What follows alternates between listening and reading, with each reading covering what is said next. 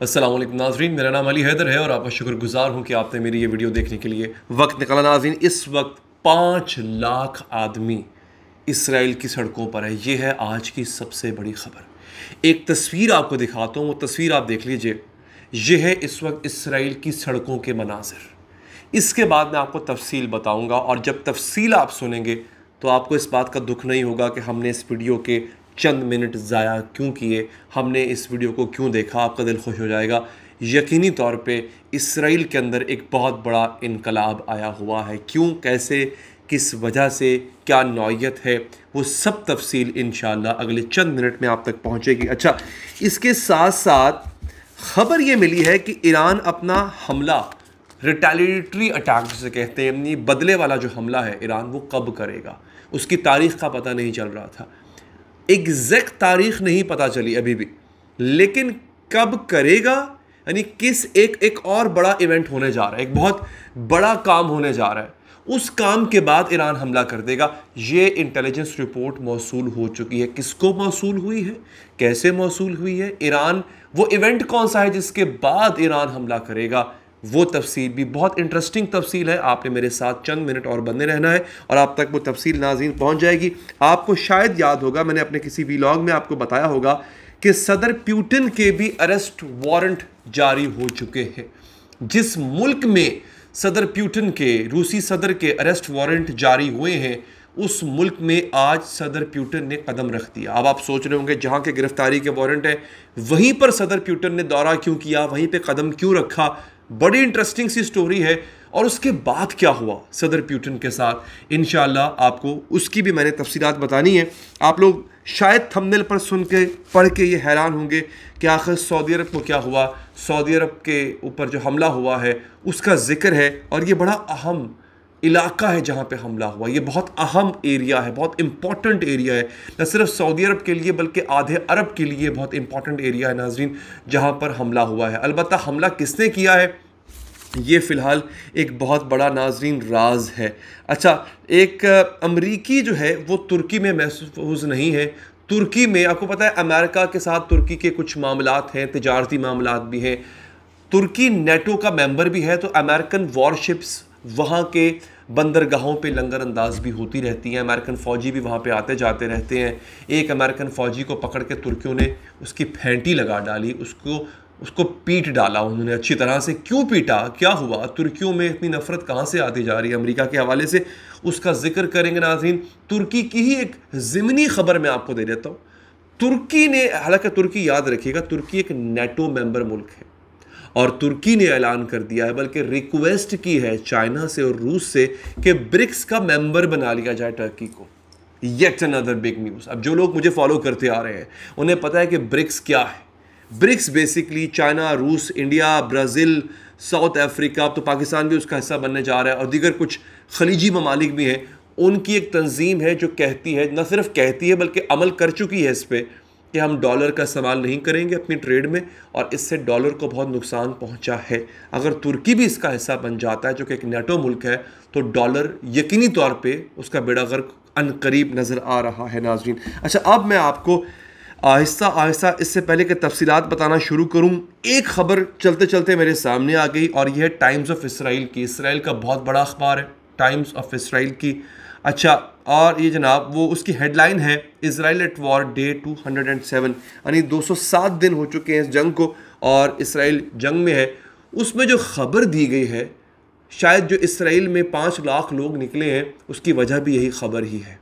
अब आपको जो मैं ख़बर बताऊँगा आप हैरान हो जाएंगे। वो कहता है कि We later found out that Hamas had offered on October 9 and 10 to release all the civilian hostages in exchange for the IDF not entering the strip, but the government rejected the offer. Hamas ने 7 अक्टूबर को हमला किया। हमला करने के बाद वो वहाँ से कुछ लोगों को यरगमाल बना के ले गया, यानी इसराइल के अंदर घुस गई थी हमास और वहाँ से कुछ लोगों को यरगमाल बना के ले गई। क्यों? ताकि 13-13, 14-14, 15-15 साल से जो फ़लस्तीनी कैदी, फ़लस्तीनी बच्चे कैदी होके इसराइली जेलों में सड़ रहे हैं, उनको रिलीज़ करवाया जाए। आज भी यही मुतालबा है हमास का कि हम इसराइल को उसके लोग वापस करते हैं अगर वो हमारे कैदी हमें वापस करते हैं। 7 अक्टूबर को हमला होता है। 9 और 10 अक्टूबर को हमास ने इस शर्त पे कि हम आपके बंदे वापस कर देंगे, आप गज़ा पे हमला ना करना, बंदे वापस करने की डील दे दी थी। लेकिन इसराइल ने मना कर दिया, उसने कहा हमें बंदे नहीं चाहिए, हमें ये इसी मौके का तो हमें इंतज़ार था, हम तुम पे करेंगे हमला। अच्छा, अब हुआ क्या? ये बात जैसे ही पता चली है इसराइलियों को, नाज़रीन, ये जो मैंने आपको एक मंज़र दिखाया है, मैं आपको, मेरी मजबूरी ये कि मैं आपको सिर्फ एक ये मंज़र दिखा सकता हूँ, मैं आपको बाकी मनाजिर जिसमें इसराइलियों के साथ वो हो रही है, यानी इसराइली पुलिस, इसराइली फ़ौज और बेंजामिन नेतन्याहू वो कर रहा है जो वो फ़लस्तीनियों के साथ करता है। इसका मतलब क्या है कि ये जो हुकूमत है, ये जो सहूनियत जिसको ज़ायनिज़्म कहते हैं, इसका यहूदियत से कोई ताल्लुक़ नहीं है। यहूदी कह रहे हैं कि हमास के साथ डील करो और अपने बंदे वापस छुड़वा के हमारे वापस लेके आओ, घर लेके आओ। वो कहता है नहीं, इसराइल को जंग चाहिए, उसको अपने हॉस्टेजेस से, अपने लोगों से कोई सरोकार नहीं है, उसको सिर्फ और सिर्फ जंग चाहिए। दोस्तों, ऐसे भी मेरे पास कुछ विजुअल्स हैं, मैं अगर आपको दिखाऊं तो आप लोग हैरान रह जाएंगे। और हाँ जी, मेरे पास अभी वो विजुअल्स आ जाएंगे। क्या अभी कुछ शायद हो सकता है, अगर तो इजाज़त दी हमारे एडिटर साहब ने, तो शायद वो चल भी जाएंगे। हाँ जी, ये देगा, सुनिएगा, ये तरह सुनिएगा।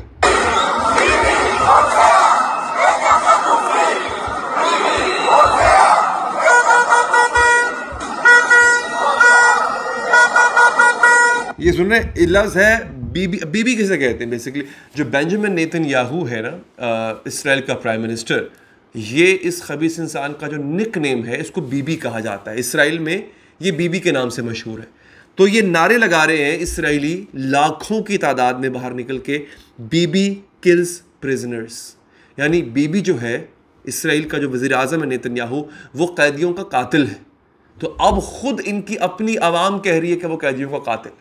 ये खबर ऐसी नहीं है कि सोशल मीडिया पे उड़ती उड़ती खबर नहीं है। आप दुनिया का कोई अखबार निकाल लें, आपको ये खबर मिल जाएगी कि इसराइल के अंदर कोई तूफ़ान है। लेकिन आप यकीन जानिए, मेरे ट्विटर का लिंक नीचे मौजूद है, आप जाके देख सकते हैं। वहाँ पे ऐसी ख़तरनाक, इतने ज़ालिमाना तरीके से इस एहतजाज को कुचलने की कोशिश की जा रही है। अपने ही लोगों पे इसराइली फ़ौजी, इसराइली पुलिस फोर्स तशद्दुद कर रही है।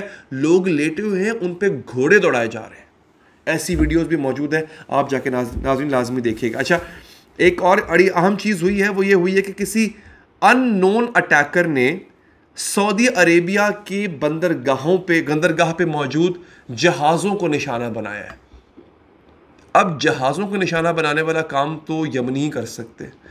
अगर वो अमरीकियों के जहाज़ को, इसराइलियों के जहाज़ को निशाना बना सकते हैं, तो सऊदी अरब तो बिल्कुल उनके करीब है, उनकी गर्दन के पास बैठा हुआ है। तो ये खबरें आ रही हैं, खुदा ना खासा ऐसा कुछ हो कि इससे कुछ जंग आपस में लड़ पड़े। क्योंकि इस वक्त जो मुसलमानों को नहीं करना एक काम वही है कि आपस में नहीं लड़ना उनको, क्योंकि गैरों से इतनी लड़ाई चल रही है इस वक्त। इत्तेहाद ना सही तो कम से कम इख्तलाफ नहीं होना चाहिए मुसलमानों में।